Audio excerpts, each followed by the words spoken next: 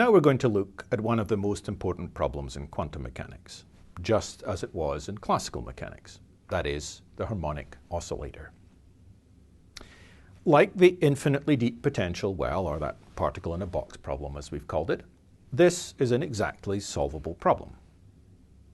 It is slightly more complicated than the particle in that infinitely deep box, but it's still relatively straightforward to solve, especially if we already know the answer. Many kinds of quantum mechanical systems can be based on this simple harmonic oscillator, at least as a good first approximation. Obviously, we expect to be able to handle simple mechanical oscillators, some sort of tiny mass on a spring, such as vibrations of atoms in a molecule. As is also well known in classical mechanics, more complicated systems of many masses connected by springs can be reduced to a set of separate harmonic oscillator problems. Sometimes in ordinary classical mechanics, those are called the normal modes of the system. We are going to defer thinking about such more complicated systems in detail for now, but they can describe the ways that atoms vibrate in large molecules or crystalline solids, for example, where ultimately we may describe those vibrations quantum mechanically as so-called phonon modes. Another extremely important use of the harmonic oscillator is that, mathematically, it forms the basis for our understanding of the quantum mechanics of light, eventually leading to the idea of photons. We're going to have to postpone that discussion about the quantum mechanics of light, unfortunately, but this discussion also points out for us the crucial importance of this problem in our understanding of quantum mechanics in the world around us. To start, we will simply consider a quantum mechanical version of that simple mass on a spring type of oscillator. Before starting that, we're going to remind ourselves briefly again of the classical harmonic oscillator. So we remember that we have a mass m on a spring, and we are going to have a restoring force on that mass. If we pull the mass down by an amount y, then we're going to get a restoring force F minus k times y, where k is our spring constant. And as we said, this is a restoring force. That's why there's a minus sign in here, trying to pull the mass back towards zero. And this gives us a simple harmonic oscillator as we looked at before. And we analyzed that in the classical case with Newton's second law. Force is equal to mass times acceleration. And the force here is minus k times y. And the acceleration is d2y by dt squared. And so we could rearrange that to get this equation here, of which the solutions are oscillatory with an angular frequency omega, in this case the square root of k over m. And so that gives something like, for example, a sinusoidal solution, and we saw that before. So the mass bounces up and down here with an angular frequency omega. To analyze this same oscillator quantum mechanically, we're going to look at this problem with potentials rather than forces. We could have done this also in classical mechanics as an option, for example, using what is known as Hamiltonian classical mechanics. In quantum mechanics, as I said earlier, we tend not to work directly with forces and much prefer this approach in terms of potentials. Schrödinger's wave equation is also set up that way from the beginning, of course. So let's see how we construct our quantum mechanical solution. So again, we have our mass on a spring. We're going to use small m here because we like that for our quantum mechanical particles. We're going to use z for our coordinate here. Again, we've tended to set up our quantum mechanical equations that way. And the potential energy corresponding to this restoring force F is something we can work out. The potential will be the integral from 0 to z of the force times the distance. The force is minus F here because it's restoring. We have to use a dummy variable, of course, to do our integration so that we don't confuse the integration variable with the endpoint of the integration. And in our case, we know the restoring force is k times the displacement, which I'm calling z0 here in the integration. So integrating this all up here is going to give me a half kz squared. And that is a potential energy as a function of displacement z. So that looks like a parabola here. A nice parabola. V of z is equal to 1/2 kz squared. So that's the potential energy we're going to be able to put into our equations to solve this quantum mechanical problem. Also, of course, we know that this, from our classical oscillator, is the same thing as 1/2 m omega squared, where omega is the oscillation frequency of the classical oscillator times the z squared. So we can put this potential energy into a Schrödinger equation. So here's our Schrödinger equation with this as the potential energy inserted directly in here. We would normally have V of z in our Schrödinger equation. We've now put in this explicit form. And again, we're going to convert to dimensionless units. It makes our life just a little easier for writing the algebra.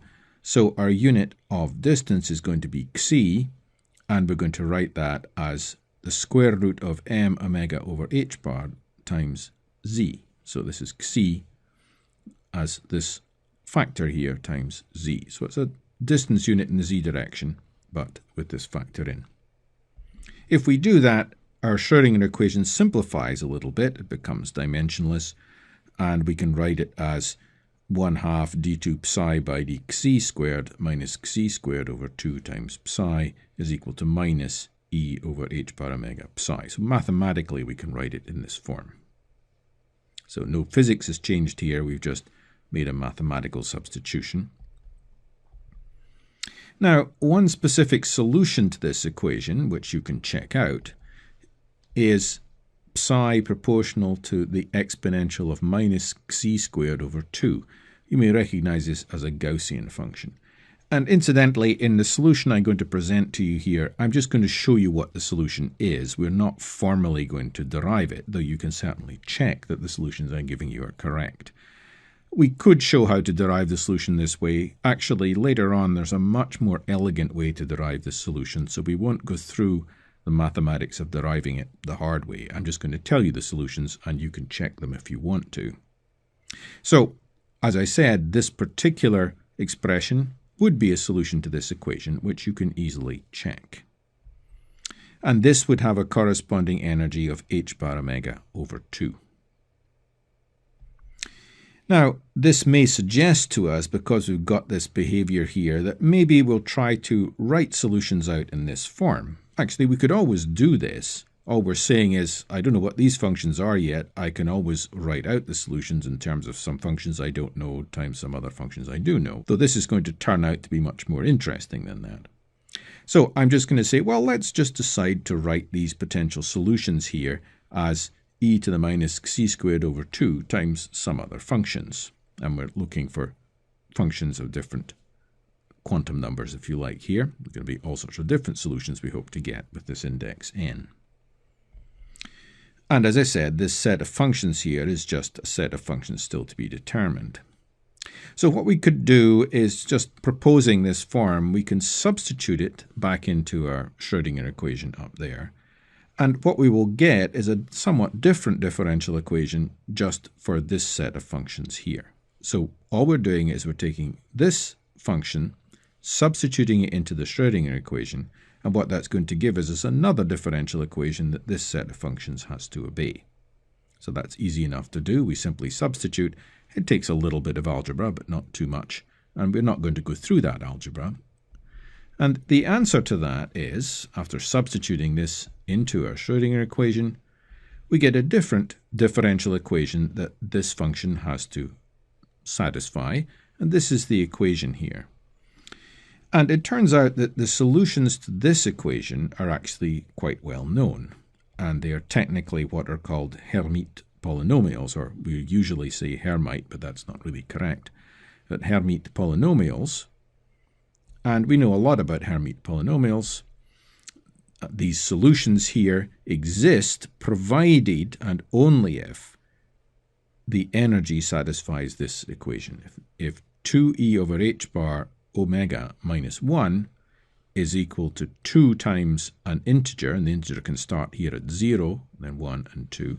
If this is true, solutions to this equation exist, and that means, therefore, we only have solutions if the energy is n plus a half times h bar omega.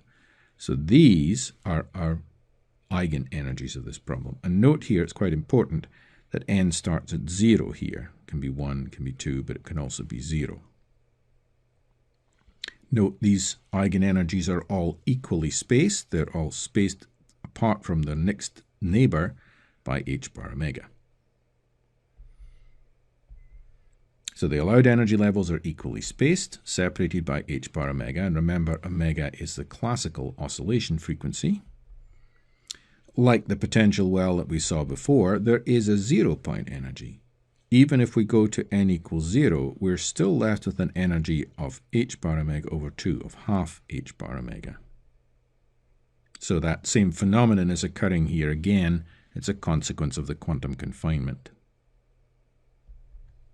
So let's look at the Hermite polynomials. The first few of these are, well, the first one turns out to be trivial. It's just a constant. You could call it 1.